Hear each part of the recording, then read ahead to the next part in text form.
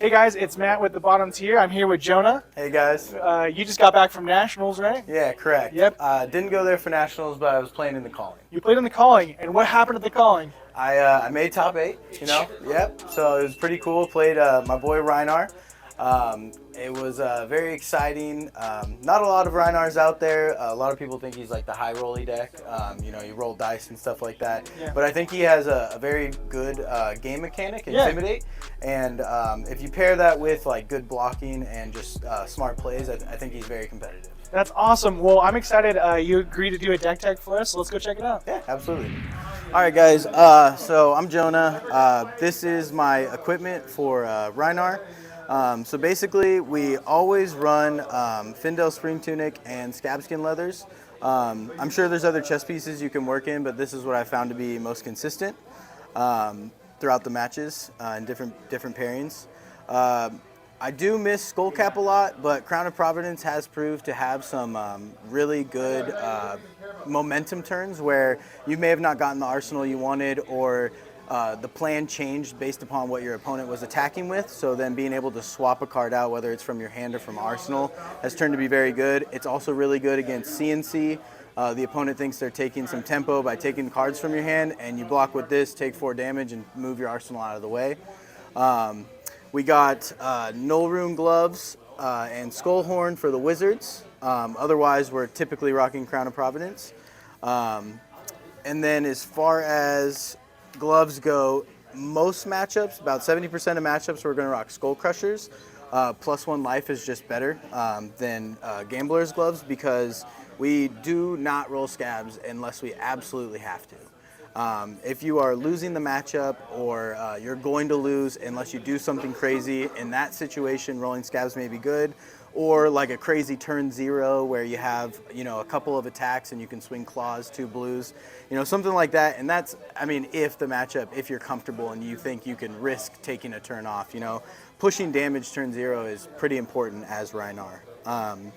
In my opinion, because of the lack of on hits, and then when we add on hits into our deck, it lowers the defense value of our deck. And then we always rock claws, because I know there's a lot of club believers out there, and I do like club a lot. Claws make our blood rush turns so valuable, and so essentially we are a deck that blocks really good and has the ability to strip the opponent's hand away and present a big number of damage. And with that, when we do get a blood rush turn, again, as I was mentioning before, we don't usually rock Gambler's Gloves, so Skull Crushers, not being able to re-roll the dice, you need some go again on the blood rush turns, or else you have to roll dice. And we want to be as consistent as possible.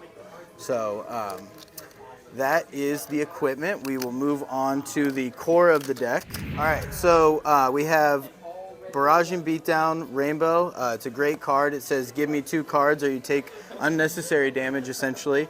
And it's also one of those cards, like I was talking about before, where you can strip their entire hand by playing, 2 or 3 of these and then an attack, and they're not allowed. They cannot turn this off unless they have a defense reaction in arsenal. So we play 9 of these. Blood Rush Bellows is always in, the card I was talking about that pairs really well with claws. You typically present, anywhere from 15 to 20 plus damage with those. It can get a little crazy sometimes, but so we got that.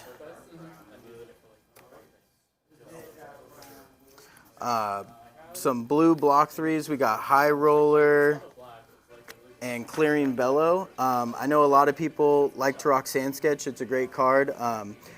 Getting 2 action points can be very helpful from just discarding a 6. However, to pair with Blood Rush, this card you can free up out of your hands, no problem, costs 0. And again, they block 3 as well. In addition to that, they also pair well with the plan I was telling you about, where you take away your opponent's ability to block. So my good friend Justin actually explained it to me one time when we were talking about it. Intimidate essentially means -3 block. So just anytime you're thinking about that, and in some heroes where they have 2 blocks, you're taking away their ability to block efficiently. So we run 3 Clearing Bellows, 3 High Rollers. Reckless Swing, everybody's favorite card to die to. This card is phenomenal, not only in matchups, it's not ideal early game to block with this card because it takes another card out of your hand, but in late game you could actually set up one, maybe two, as you saw in the Malaysian National Finals. She double recklessed the Bravo player. And there's nothing they can do about it unless they have like an Oasis Respite, a Sigil, something like that to prevent the damage. Otherwise, they just take 2 damage and they die. So this is a big win con in the deck. And then we rock blue pummels, the on hits I may have mentioned before, to give us a little bit of edge in some of the aggro matchups where we just block really efficiently, and then try to strip some cards from their hand to make their turn less aggressive. So maybe we can come back with a Blood Rush turn or one of those 4 quad Intimidate turns, something of that nature. And then on to attacks, we got 3 swing bigs, 2 for 8's really good. The only thing I'll say about this card is to be careful about which heroes you throw it at, and how much armor they have and cards in hand, because some heroes gaining a Quicken token is really, really, really bad for us. But great card overall, good value. It is in German, so I apologize. I blinged out my deck, but this is Pack Hunt, and Pack Hunt is a 2 for 6. When you attack, Intimidate, so it just takes a card out of their hand, pairs really well with all the other Intimidate cards in the deck. And it also is a 2 cost, just like Swing Big, so they're both good pummel targets. Next we have Massacre. Massacre is a 3 cost. If you have discarded a 6, the card itself when you play it has Intimidate. So again, that function, stripping the opponent's hand away from blocking. So it essentially is a 3 for 8 on a Blood Rush turn, or if you've discarded a 6 from like a Barraging Bighorn or something like that. And then in addition to that, if you discard it off like Alpha Rampage or Wrecker Romp, it itself triggers a second Intimidate. So we only run 2 of those. It's a 3 cost. Sometimes it's hard to get off, and it's not always the plan. Very tough to pummel as well. Next we have, and I again apologize, it's in German, a lot of the deck is. We have Savage Swing. So this is a 1 for 6. As an additional cost, you must discard a card. And if it's a 6, Rhinar will trigger. I prefer this over the yellow Wrecker Romp, which is a 2 for 7 with an additional cost to discard. Simply because we're rocking Tunic all the time, so that 1 floating resource, it's very likely that we could get like, 2 block with 1 card in armor, and then we have on our turn 2 barragings, and then into pop Tunic, play Savage Swing, and then discard a 6. So that's 3 Intimidates. You've now turned on all of your attacks, and they can't turn off the damage. Big swing right there. Next we have Beast Within. One of the staples in Rhinar, when you discard this card, you have to flip a card off the top of your deck and banish it until you get a 6. For every card you do that for, you take 1 life. And once you find a 6, that card comes back to your hand. So this pairs really well with the discard cards, which we don't run a lot of. It's very situational. That you do it into the aggro matches like Pulping and Wild Ride, which we'll get there later. This is Smash Instinct. It's a 3 for 6 with an Intimidate on it. Just a good 6 block 3 card. You could also play it, pitch a blue, play this card, arsenal another card, or play it at the end of your barragings. Like, it's just another good Rhinar card to have. And then we have 3 blue Wrecker Romps. Not sure where my 3rd one is right now, but I promise you it's in the deck. Probably just hiding under one of these. But Wrecker Romp is a staple. It's a blue block 3. Works as a discard, all that jazz. So it just fits the theme of the deck. So this is the core 42 cards in the deck, including the 3rd Wrecker Romp. That's blue. And then we will move into Sideboard. So moving into the Sideboard, we have Alpha Rampage, which used to be in the deck always, but into some of these quicker decks, Briar, Fi, things that present a lot of damage. It's a 3 cost with an additional cost to discard, so it's very expensive, tough to get off. It's good at presenting damage turn 0, and it's good at closing games out, but aside from that, it's kind of a handicap in our hands, especially since we run a lot of reds, so it's very difficult, like I said, to get that off. Barraging Bighorn. is a staple from Crucible. It's a 2 for 6 additional cost discard. And then if you don't block 2 cards, if the opponent doesn't block 2 cards, the card has go again. So similar to Pulping, but no dominate. This is a really good, what I've learned, this is a really good pummel target. So if you get the pummel in Arsenal early, you can play this and it'll look like if they don't block it, all you're gonna do is claw afterwards. When in reality you have a pummel in Arsenal. Or if they don't block it and you have a swing big or a pack hunt, you know, like this card just lets you go again. It's a very good card, and it's again a 6 power. So then we have Carnivorous Contraband. One of the cards I really liked back in the day, and the Nakia, I believe is her name, the one who won Nationals with Rhinar. She was rocking it, and I was like, hey, that's actually not a bad card to put back in. It is a 6. The downside, it blocks 2, but it's able to get us back our power cards, you know, Red Barragings, Blood Rush Bellows.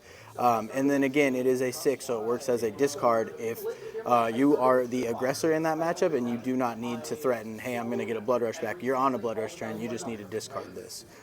Good card as well. Presents an on-hit, so it makes them want to block. CNC, staple card, good into Lexi, you know, Ranger in general, good into every hero. Crown of Providence kind of turns it off, but at the same time, maybe they wanted the card in Arsenal, and so now they're going to block for it. You took 2 cards, or they just sunk the card that they wanted to the bottom of your deck, and you remove a threat from, you know, the near future. So staple, Erase Face. Initially did not like this card that much because it blocked 3, and in some situations, you know, the erase doesn't really matter.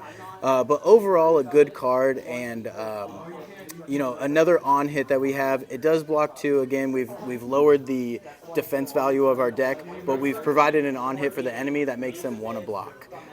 So a good card to have into Phi, Briar, Dash, really good into Dash.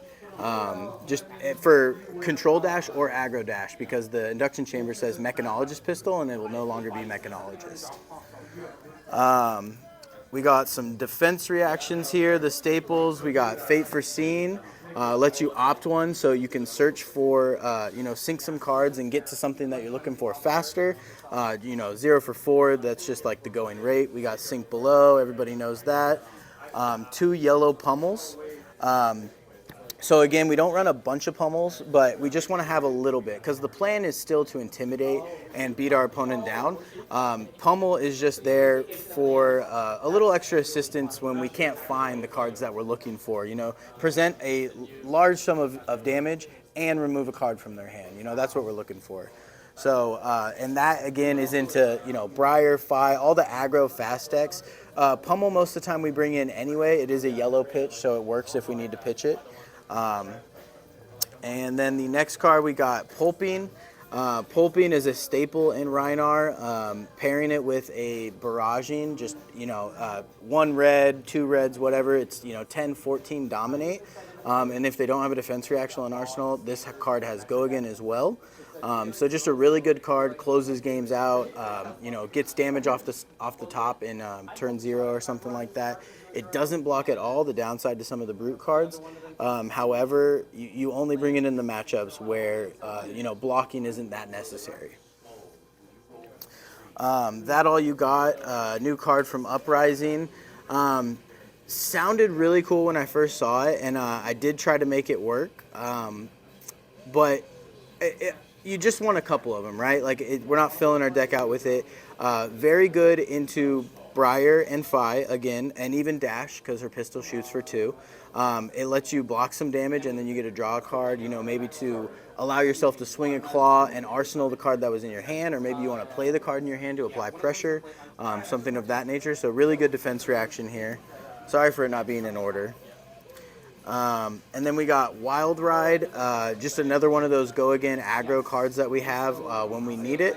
Similar to Pulping, except this one, if you discard, you get go again if you discard a 6, whereas Pulping can be turned off with a defense reaction from Arsenal. You know, if it's not dominated, or if it is dominated, excuse me. Lastly, I have Red Unmovable. I think the Bravo matchup and the Dorinthia matchup are very difficult, and I know some people think it's kind of silly to side for, like, you know, 1 or 2 heroes or whatever instead of just having a game plan. for everybody, but I think those matchups are somewhat unfavored if we don't have this card. Sure, Fates and Sinks help a lot, but we are low on armor. We just have Crushers, Scab Skins, and then the one Crown of Providence. So it's nice to just have another card in the deck where you can stop an on-hit or a crush effect by playing this card, pitching a blue, and Rhinar's great with 3 cards. And even if you didn't play all 3, you just threw a swing big and then you arsenaled the Blood Rush, now your next turn is going to be great, and you stop their crush effect and you presented 8 damage at them. So I'm not complaining about any of that, and I've found a lot of success with adding this to the deck. So that concludes the sideboard. Any questions or? No, was there any matchups that you felt your cards were like that you were prepped for, or like anything that stood out to you on the deck that you think outshined other Rhinars or anything like that? I hope I'm not pronouncing her name wrong, but Nikia, she is the one who a lot of this is similar. I mean, Rhinar runs like a lot of similar cards across all builds, but adding in like the contrabands and going back to the pummels, from a previous build, and that all you got, right? So she wasn't running red unmovables, but like I said, I just think that Bravo and Dorinthia are very difficult without these cards. I did, it was frustrating at times, all the pummels in the deck, blocking for 2 and erase face and contraband and, just having to navigate through that. But I think overall, as long as the opponent isn't drawing like nuts, you should be able to make it out of there and do okay. I think my record shows that like it is possible. Yeah, I mean, and again, so maybe siding these. This is the first tournament I've gone to where I sided out Alpha Rampage, and not seeing that when you have an all-red hand felt amazing. Aside from the 2 blocks and stuff like that, just having 4 red cards, no arsenal, and Alpha Rampage being one of them was just like, well, I'm blocking this turn, and then I'm going to try to arsenal a card if I can. So, yeah, I don't know. The deck felt really good into the meta. I need a little bit more testing into Phi, and maybe a better game plan into Viserai. Viserai was my only 2 losses in Swiss. Yeah, overall the deck felt good. Yeah. Awesome, man. Well, thanks, Jonah, for coming on, and that was awesome. Yeah, absolutely. Thanks, Matt. No problem.